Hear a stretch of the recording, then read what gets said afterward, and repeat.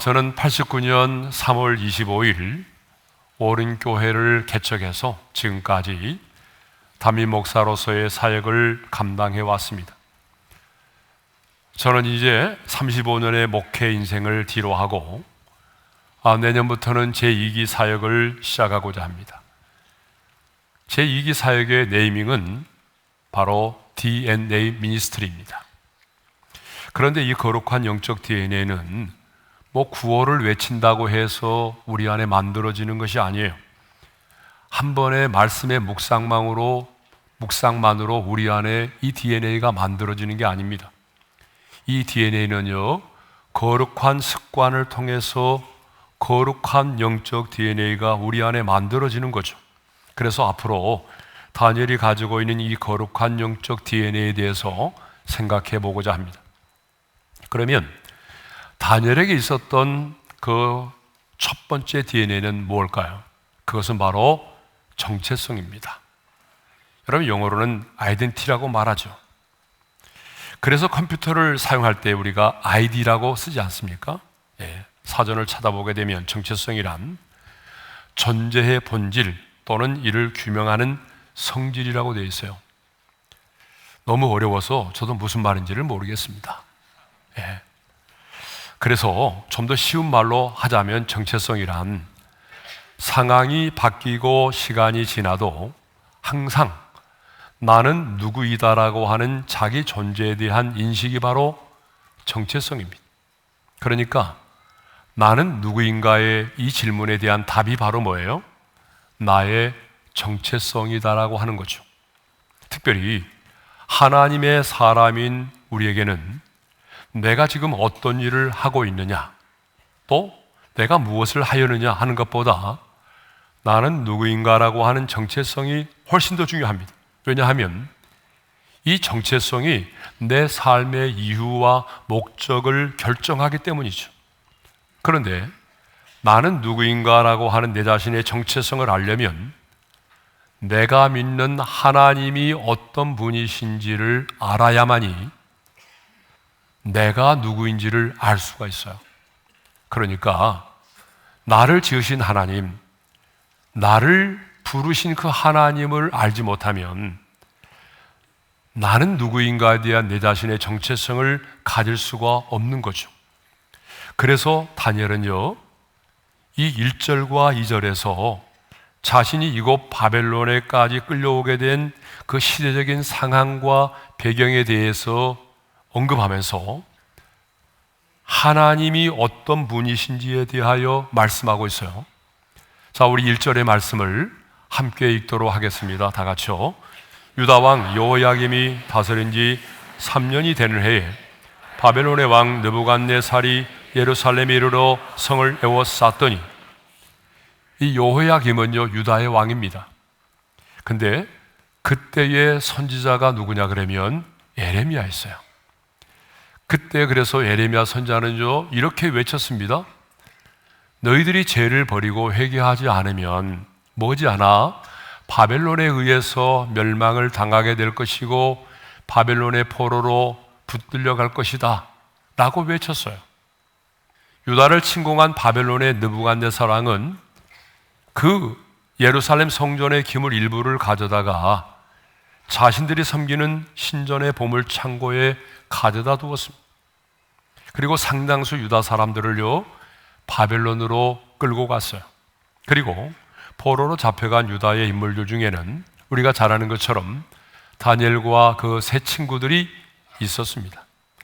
그런데 3절과 4절을 보게 되면 포로로 끌려간 다니엘과 세 친구들에 대하여 언급하고 있는데 이렇게 말하고 있어요. 이스라엘 자손 중에서 왕족과 귀족 몇 사람이라고 되어 있습니다. 여러분, 이것을 보게 되면 매우 존귀한 가문의 출신임을 알 수가 있죠.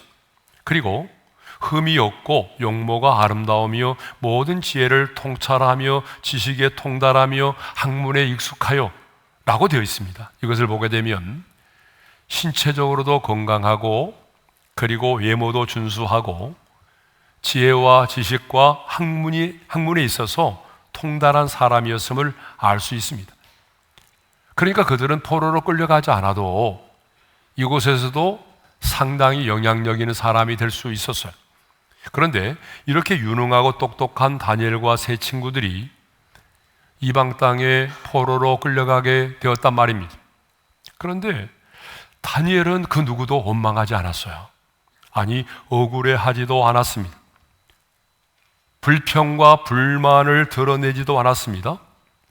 하나님을 향해서도 왜 택한 선민인 우리가 이곳에 와서 포로로 끌려와서 포로 생활을 해야 합니까? 라며 원망하거나 불평하지 않았습니다. 왜 그랬을까요? 그 이유는 지금 되어지는 모든 일에 있어서 하나님의 주권을 믿었기 때문에 그렇습니다.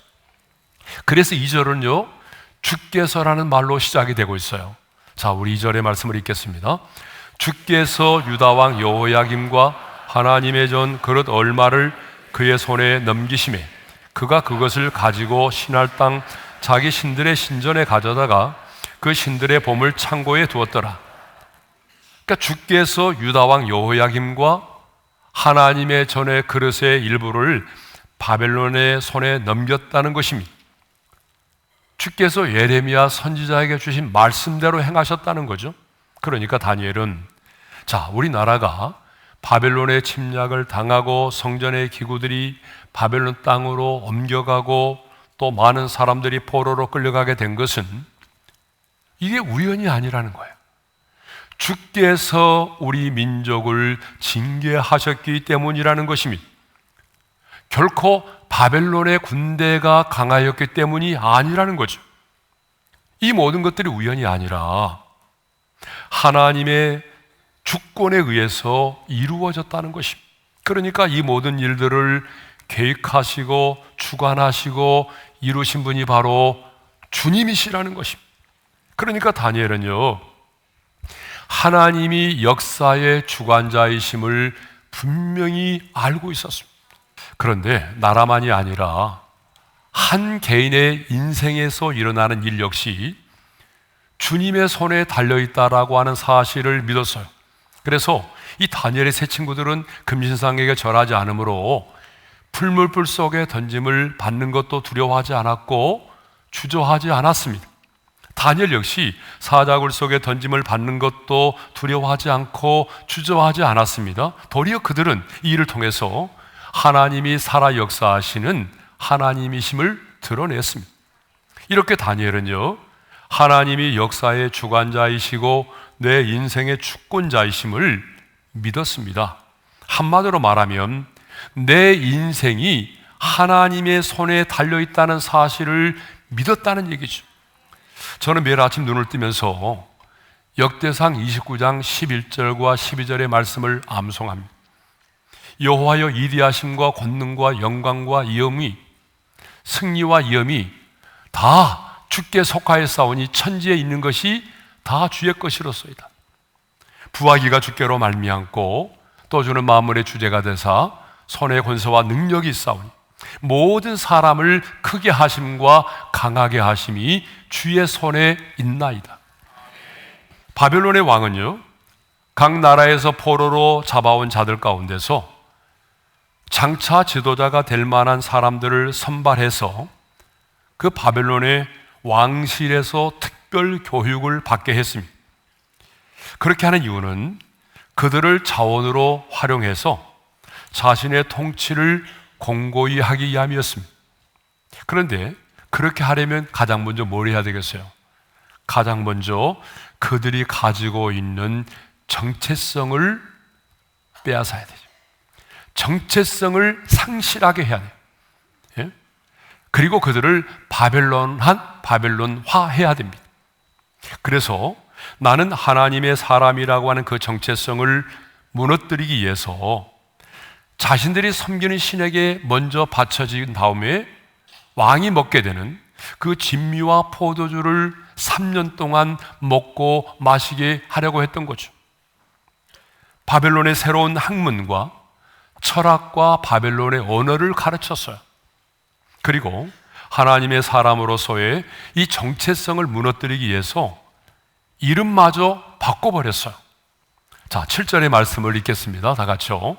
한 관장이 그들의 이름을 고쳐 다니엘은 벨드사살이라 하고, 하나냐는 사드락이라 하고, 미사엘은 메삭이라 하고, 아사라는 아벳느고라 하였더니. 그러니까 다니엘이라고 하는 원래 이름의 뜻이 뭐냐 그러면 하나님은 나의 심판자다, 그런 뜻이에요. 그런데 어떻게 바꿨어요? 벨드사살이라는 이름으로 바꿨어요. 이 말의 뜻이 뭐냐 그러면 벨이요, 그의 생명을 보호하소서라는 말이에요. 여기서 벨은 누구냐? 바벨론 사람들이 주로 경배하고 있는 신으로서 바할의 또 다른 신의 이름을 말하는 거예요. 시간이 없기 때문에 다 살펴보지 못하지만 이 다니엘과 세 친구들의 이름은 모두 하나님을 찬양하는 뜻을 가지고 있어요. 그런데 이 바벨론 사람들은요, 이들의 이름을 모두 자신들의 우상을 섬기는 이름으로 바꿔버렸던 거죠. 여러분, 언어라고 하는 것은요, 사람의 사고를 지배합니다. 그리고 이름은 그 사람의 정체성을 나타냅니다. 그러면 왜 바벨론 사람들은 이 이름을 바꾸려고 했을까요? 그것은 그들이 가지고 있는 민족과 그들이 믿는 하나님을 조롱하고 마침내 하나님의 사람으로서의 정체성을 잃어버리도록 하기 위해서입니다. 그러면 다니엘은 말이죠, 벨드사살이라고 하는 이름으로 살았습니까? 아닙니다. 다니엘은 자신의 이름을 벨드사살이라는 이름으로 사용하지 않았어요. 오히려 기회가 있을 때마다 다니엘이라고 하는 자신의 이름을 강조하면서 사용했어요. 그래서 다니엘 8장 1절과 15절과 9장 2절에 보게 되면 이렇게 돼 있어요. 나 다니엘이 여러분, 이것을 보게 되면 다니엘은요, 자신의 정체성을 잃어버리고 벨드사살로 살지 않았습니다. 다니엘은 어디에 있든지 간에, 누구를 만나든지 간에, 심지어는요 바벨론의 왕 앞에서도, 자신을 모함하는 사람들 앞에서도, 사자굴 속에 던져지는 그 위기의 상황 속에서도 나는 하나님의 사람이라고 하는 그 정체성을 잃지 않았다는 것입니다. 여러분, 왜 우리가 정체성을 분명히 하고 살아야 될까요? 왜 하나님의 사람인 우리는 나는 누구인가에 대한 자신의 정체성을 분명히 하고 살아야 될까요? 네 가지 이유가 있어요. 그 첫 번째 이유가 뭐냐 그러면 정체성이 분명한 사람이 흔들리지 않고 당당하게 이 세상을 살아갈 수 있기 때문에 그래요. 다니엘은요, 하나님의 나라와 배치되는, 오늘로 말하면 세상의 나라로 상징되는 바벨론의 한복판에서도 하나님을 대적하는 수많은 문화와 다양한 가치관이 공존하고 있는 바벨론 나라의 한복판에서도, 또한 바벨론 막 제국이 무너지고 메대와 바사 제국이 등장하는 그런 역사의 소용돌이 속에서도 하나님의 사람으로서의 정체성을 지키며 흔들리지 않은 삶을 살았습니다. 심지어는요, 자신을 시기하고 모함하여 죽이려고 하는 그런 사람들 앞에서도 자신의 정체성을 잃지 않았습니다. 그렇습니다, 여러분. 정체성이 분명한 사람들은요, 그때그때의 상황과 감정에 따라서 흔들리지 않습니다. 아니, 타협을 하면서 세상을 살아가지 않습니다. 정체성이 분명했던 다니엘을 보십시오. 한 번이라도 그가 권력과 타협한 적이 있었습니까? 세상의 권력과 우상숭배의 유혹에 단 한 번도 타협하지 않았습니다. 그 이유가 뭔지 아세요? 정체성이 분명했기 때문입니다. 두 번째로, 정체성이 분명한 자가 사명을 감당할 수가 있다는 거죠. 세례 요한을 예로 들어볼까요? 자, 세례 요한은요, 수많은 사람들이 막 자신을 따르고, 그 인기가 하늘을 막 찌를 때에 이렇게 말을 했어요. 자, 다 같이 읽겠습니다. 내가 말한 바 나는 그리스도가 아니요 그의 앞에 보내심을 받은 자라. 정말로 많은 사람들이요, 이 세례 요한을 주목하고 세례 요한을 막 따르고 그에게 세례를 막 받으려고 할 때에 그의 말 한마디 한마디가 얼마나 중요한지 모릅니다. 여러분, 정말 그가 사람들의 이목을 자신에게 집중시켰다면 얼마든지 그는 그 시대의 영웅이 될 수 있었어요. 그런데 내가 누구인지를 알았어요. 수많은 사람들이 자신을 향해서 박수를 보내고 환호하고 자신의 인기가 하늘을 찌를 때도 그는 분명히 말합니다. 나는 그리스도가 아니다. 나는 메시아가 아니다. 나는 그의 앞에 보내심을 받은 자다. 자신이 존재를 알았어요. 나는 누구인가? 자신의 정체성이 분명했기 때문에 여러분 맡겨준 사명을 감당할 수가 있었던 거죠. 세 번째로, 정체성이 분명한 사람이 영적인 전쟁에서도 승리할 수가 있습니다. 자, 여러분, 다윗이 말이죠, 골리앗을 향하여 나아갈 때에 여러분, 우리는 그냥 물맷돌 들고 나가는 줄만 생각하는데 아니에요. 물맷돌보다 더 중요한 고백이 있었어요. 이렇게 외치며 나갔잖아요. 다 같이요. 너는 칼과 창과 단창으로 내게 나오니와 나는 만군의 여호와의 이름 곧 내가 모욕하는 이스라엘 군대의 하나님의 이름으로 내게 나아가노라. 만군의 여호와의 이름으로 나아간다는 거예요. 이 말은 자신이 바로 하나님의 군대의 신분으로 나아간다는 거예요. 그리고 또한 이렇게 말하잖아요. 다 같이 읽겠습니다. 이 할례받지 않은 블레셋 사람이 누구이기에 살아계신 하나님의 군대를 모욕하겠느냐. 여러분, 누가 영적인 전쟁에서 머뭇거리지 않고 당당하게 나가 싸웁니까? 나는 누구인가? 내 자신의 정체성을 분명히 하는 자가 이렇게 골리앗 앞에 당당히 나가 싸울 수 있는 것입니다. 자, 네 번째로는요, 정체성이 분명한 자가 하나님의 얼굴을 구할 수 있다. 다시 말하면 나는 누구인가? 자신의 정체성이 분명한 자라야 하나님 앞에 기도의 무릎을 꿇을 수 있다라고 하는 얘기죠. 자, 역대하 7장 14절의 말씀을 읽겠습니다. 내 이름으로 일컫는 내 백성이 그들의 악한 길에서 떠나 스스로 낮추고 기도하여 내 얼굴을 찾으면, 자, 거기 보게 되면 누가 담대히 하나님의 보좌 앞에 나가서 하나님의 얼굴을 구할 수 있습니까? 내 이름으로 일컫는 내 백성이라고 말하죠. 여러분, 예수님께서도 우리에게 주기도문을 가르쳐 주셨는데 너희는 이렇게 기도하라. 하늘에 계신 우리 아버지요. 그러니까 기도는 여러분 아무나 하는 게 아닙니다. 여러분, 기도는 아저씨에게 하는 게 아니잖아요. 그렇죠? 지나가는 아저씨에게 붙들고 기도하는 겁니까? 아니에요. 기도는 하나님의 자녀된 자가, 하나님의 백성이 아빠, 아버지에게, 우리의 왕 되신 주님께 하는 것입니다. 그러므로 내가 누구인가 라고 하는 정체성이 분명한 자가 사탄의 참소를 이겨내고 당당하게 하나님의 얼굴을 구하며 나갈 수가 있는 것입니다. 성경을 보게 되면 저와 여러분의 정체성에 대해서 아주 여러 곳에서 말씀하고 있어요. 대표적으로 보게 되면, 자, 요한복음 1장 12절에 보게 되면 뭐라고 말하죠? 하나님의 자녀라고 말하죠. 그리고 또 요한복음 8장 47절에 보게 되면 뭐라고 말하죠? 하나님께 속한 자라고 말하죠. 예? 또 디모데전서 6장 11절에 보게 되면 오직 너 하나님의 사람아 라고 말하죠. 고린도후서 5장 20절에는 뭐라고 말해요? 그리스도의 대사.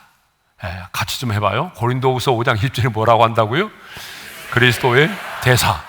왜냐하면 입이 열려야 돼요. 그리스도의 대사라고 말하죠.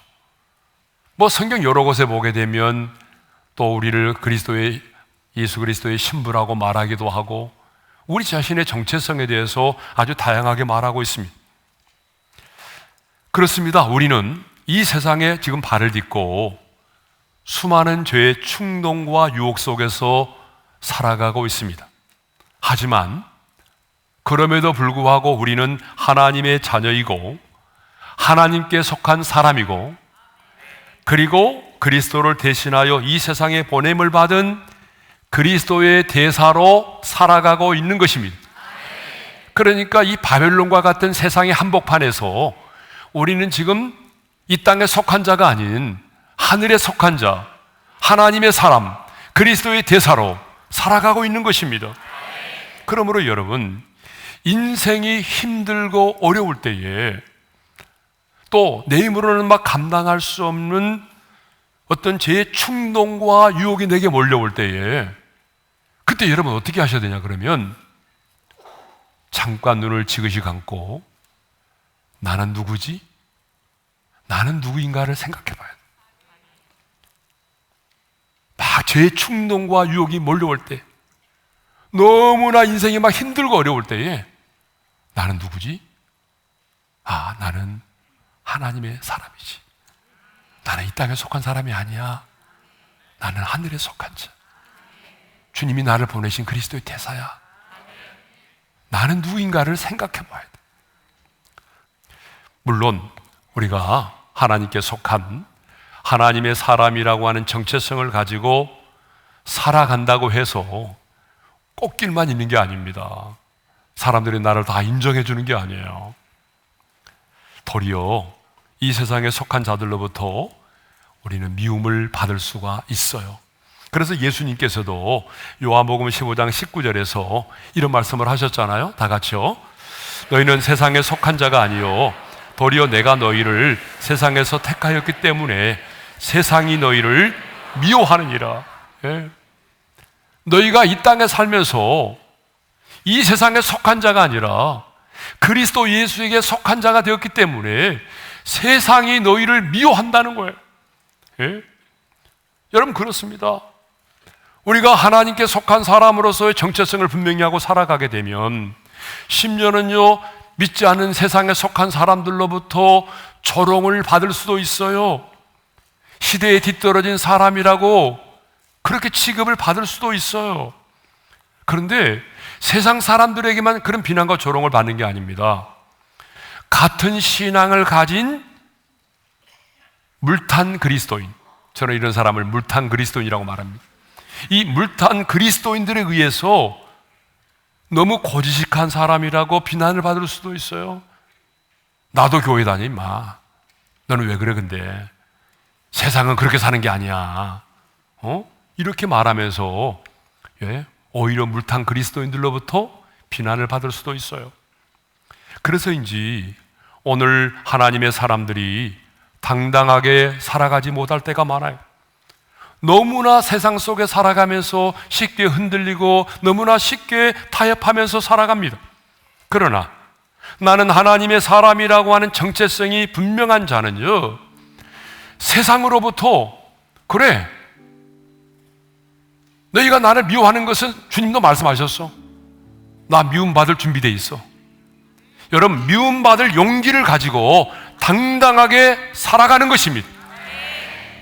저는 오륜의 우리 지체들이 질병에 걸렸을지라도 아니 장애를 가지고 있을지라도 아니 사업에 실패했을지라도 남들이 보기에 비루한 직업을 가지고 있다고 할지라도 아니 세상의 사람들로부터 비난과 조롱을 받고 있을지라도 미움을 받고 있을지라도 아니 여러분이 인생의 밤을 만났을지라도 나는 이 땅에 속한 자가 아니야.